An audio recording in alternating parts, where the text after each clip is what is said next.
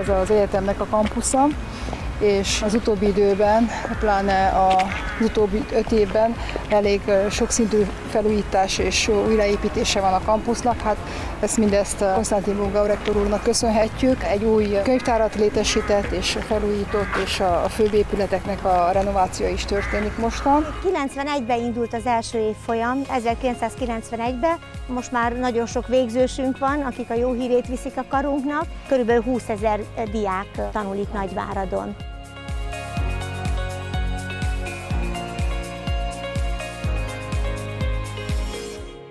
Szedtem egy kis ibolyát, és hogyha én ezt magam használnám fel mondjuk akár ibolyás cukorra, akkor így fognám és kiteríteném, hogy kiszárítgassam.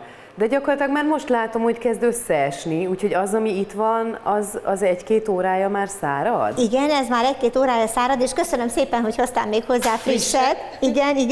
Ezeknek most így egyenként leszedjük a virágát, mert csak a virágát fogjuk megszárítani. Ez egy ilyen zen tevékenység, tehát félreértés ne essék. Ide rakom, vagy hova? Ide mellé. Ezt rakom ide? Igen, csak az ibolyákat. És akkor be is tesszük a szárítóba. Igen, nagyon jól mondtad, hogyha otthonra szedünk gyógynövényeket, akkor azokat általában természetes úton szárítjuk, szobahőmérsékleten 20-22 fokon, kiterítjük minél vékonyabb rétegbe, én el is kezdem, akkor már ki is terítem ide. Most is egy nagyon vékony rétegbe fogom kiteríteni, de már géppel szárítjuk. Itt mögöttem látható a szárítógép, ebbe fogom betenni, és 2 óra alatt teljesen ki fog száradni. Ez igazából csak az időspórolás miatt jó? Igen, főleg időspórolás miatt, de más haszna is van. Mikor otthon szárítjuk szobahőmérsékleten, a sejtek ugye még élő sejtek a friss növényben, és még az enzimek tovább dolgoznak. Viszont amikor beteszem a szárítóba, 45 fok felett az enzimek inaktiválódnak, ezért a hatóanyagok jobban megmaradnak a növényben.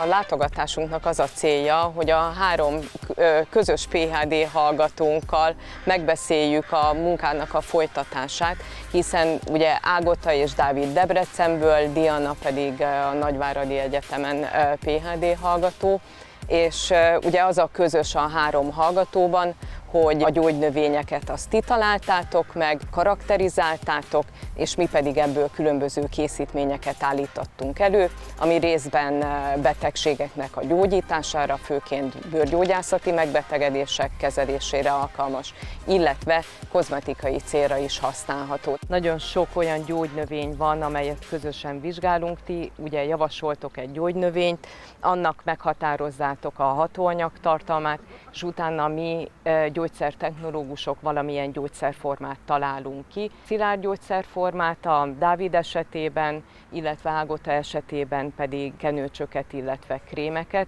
és nagyon nagy örömünkre szolgál, hogy itt van körünkben Diana, akit majd Tünde elmondja, igen, hogy abszolút nőies témát választottunk, hiszen a rózsának a feldolgozása a témája. Dianának a munkáját ugye egy közös PhD-n keresztül vezetjük. Ennek a végterméke egy ilyen rózsakivonatú krém lett, amelyet a pszoriázis betegeken teszteltek, tehát humánvizsgálaton keresztül. Ennek a végső fázisában vagyunk most már a publikáció szempontjából. Annyira sikeres volt ez a humántanulmány, hogy még a dermatológus kolléganő is visszajelzett, hogy a pacienseken, akiket tesztelték a krémet, még kérnek belőle.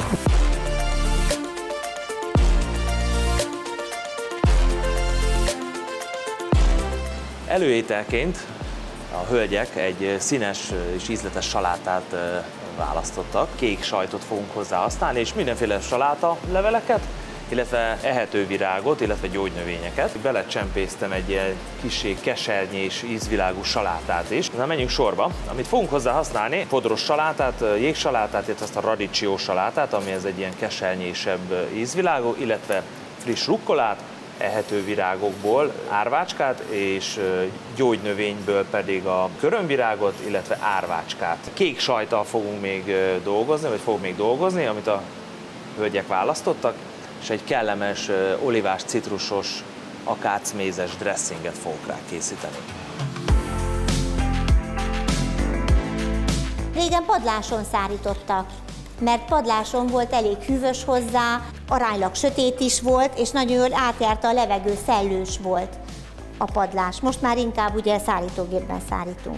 Mennyi időt tölt a virág a szárítógépben? 2 óra múlva kivehetjük, és teljesen meg van száradva. Mivel nagyobb mennyiséggel dolgozunk itt a laboratóriumban, ezért nagyon fontos, hogy minél hamarabb leszárítsuk a növényeket, nehogy bepenészedjenek, vagy nehogy tönkre menjenek.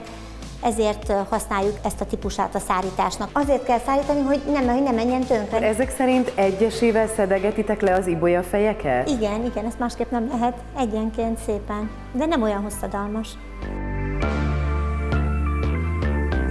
A rózsaextraktumot, ugye az Diana hozta nekünk Debrecenbe, nagyon megörültünk neki, mert gyönyörűek voltak az extraktumok. După ce am ajuns cu plantele la Debrecen și foarte frumoase au fost extractele și foarte plăcut mirositoare, ați făcut diferite creme în diferite concentrații și ați obținut aceste rezultate frumoase care s-au putut dovedi și în cercetările pe subiect uman.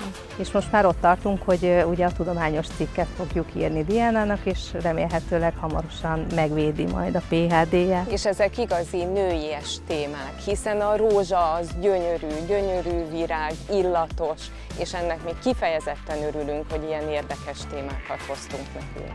És ez az igazi határon átnyúló együttműködés.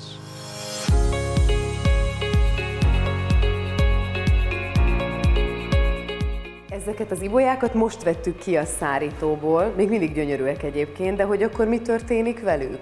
Mivel a vizsgált gyógynövényekben a hatóanyagok általában kis koncentrációban vannak, ezeket dúsítani kell. Ennek pedig az első fázisa a kivonás, ami általában szerves oldószerrel történik, adott esetben etilalkohollal, tehát 70%-os etilalkohollal történik az extrakció. A hagyományos módszere a gyógyszerkivonásnak a maceráció, ami egy elég hosszú folyamat, ezért mi ezt megpróbáltuk optimizálni, és pedig egy ultrahangos fürdőbe tesszük a mintákat, így a hatékonyságot növeljük ezzel, és gyorsabban fog megtörténni a hatóanyag kivonás. Régen is készítettek macerátumokat a gyógynövényekből, akkor mennyi idő kellett, amíg a kivonat elkészült? Általában 7-10 napig szokták hagyni a mintákat anélkül. Így felgyorsítjuk a folyamatot az ultrahangos fürdőben, és 2-3 óra alatt megtörténik az extrakció.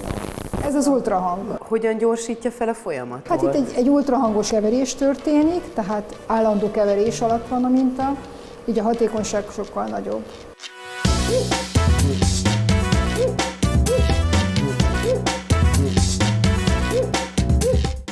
Nagyon jó. Jaj, nagyon Gyönyörűek szép. ezek a színek. Itt vagyunk egy nagyon különleges helyszínen, és ugye látni, hogy jönnek-mennek a diákok. Elmeséled, hogy hol vagyunk? Elmesélem, de először annyit szeretnék mondani, hogy ez gyönyörű. Ez nagyon szép. És még meg se kóstoltuk, és nagy biztos nagyon finom. Tehát csodálatos. Most fölcsigázzuk magunkat. Viszont most mondom egyébként, hogy hol vagyunk. A Debreceni Egyetem nagyon büszke erre az épületre, mert ezt nem régiben adták át.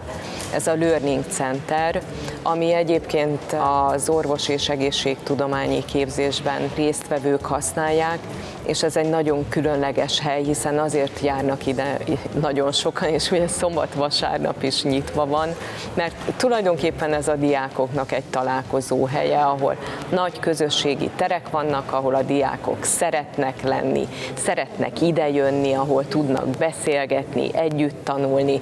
Úgyhogy én azt gondolom, hogy ez egy nagyon-nagyon szép hely, és nagyon jó itt lenni. Nem tudom, hogy mennyiszer volt már, hogy így fehér terített asztal mellett tudtatok beszélgetni és megbeszélni a projekt éppen aktuális kérdéseit, de akkor így azt javaslom, hogy most kóstoljuk meg végre, hogy János mit alkotott, és kíváncsi vagyok, hogy az ízében mi az, ami neked lejön, hogy na, akkor ez tényleg az volt-e, amit elképzeltél.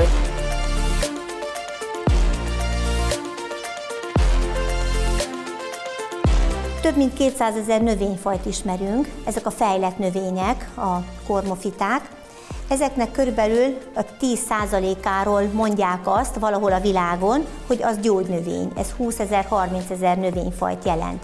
Ezek közül csak 5 000 növényt tanulmányoztak eddig, akár anatómiailag, akár farmakológiai szempontból, akár a hatóanyagokat kivonták belőlük. Tehát még rengeteg olyan növény van, amely arra vár, hogy felfedezzük, hogy mit tartalmaz, hogy mi van benne. Akkor nektek itt még bőven van munkátok.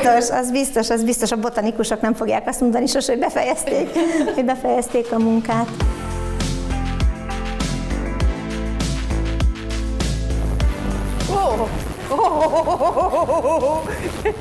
You had a force. It force is with you. Yeah. Yes.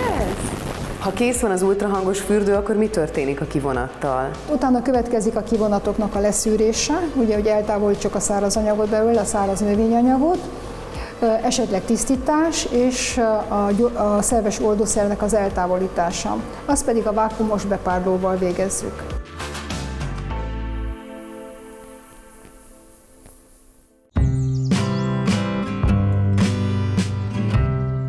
Proserpin játszik és violát szedeget, írja Ovidius. Az átváltozások legendája szerint az ifjú, gyönyörű lány lábnyomai mentén nyíltak bóbiskolva az első ibolyák. Amikor a kastélykertek, az erdei tisztások bíborba borulnak, az egyet jelent egy hosszú, lassú időszak végével. Az alázatos szépségű szirmok búcsút intenek a téli napoknak. Ez a puha, színpompás szőnyeg gyógyír a kopár tájak láttán megfáradt szemnek, de nem csupán lélekben erősít. Akiben a természet ereje lakozik, egész évben tűri a megpróbáltatásokat. Mi ez, ha nem a remény? Az ember legnemesebb erénye egyetlen apró virág szimbólumában. A népi gyógyászatban az illatos ibolyának a virágzó hajtásait és a gyöktörzsét is gyűjtik. Elsősorban a mézes cukros kivonata szerepelt a legrégebbi receptúrákban. Hatásai közül a legismertebb, hogy krónikus, elhúzódó légúti hurutos megbetegedésekben használható. Erre a célra a gyökeres gyöktörzs a legalkalmasabb. Azt azonban érdemes megjegyezni, hogy frissen leszedve még gyengébb a hatása. Ezért felhasználás előtt mindenképp ki kell szárítani. Az pedig bizonyos, hogy a kulináris élvezetek kedvelőinek nem kell már bemutatni. Az illatos ibolyát nagyon régóta használják édességek dekorálására, de önmagában szárítva és cukorral hintve, kandírozva is különleges finomság készül belőle. Finom illatú virágát már a középkorban is széles körben használták parfümök és illatszerek készítésére. Nagyon nagy hangsúlyt fektettünk a környezetünkben élő gyógynövényeknek a megismerésére, felkutatására, azoknak a hasznosítására, mert valószínűleg nem lenne arra szükség, hogy a világ másik feléről szállítsuk ide a gyógynövényeket, főleg, hogy nagyon sok esetben nem is tudjuk, hogy azokat milyen körülmények között termesztik, és nem mindig biztonságosak ezek. Tehát magyarán ismerjük meg azt, ami itt van a mi környezetünkben, és használjuk azt a problémáinkra. Igen, ez volna nagyon fontos. Nem beszélve arról, hogy ezzel munkát adnánk azoknak, akik ezeket esetleg termesztik, rövidebb idő alatt jutnának el a feldolgozáshoz, ezért az ökológiai lábnyomuk is sokkal kisebb lenne, és akkor ezeknek a készítményeknek jobb hatásuk lenne szerintem a környezetre is, és ránk is.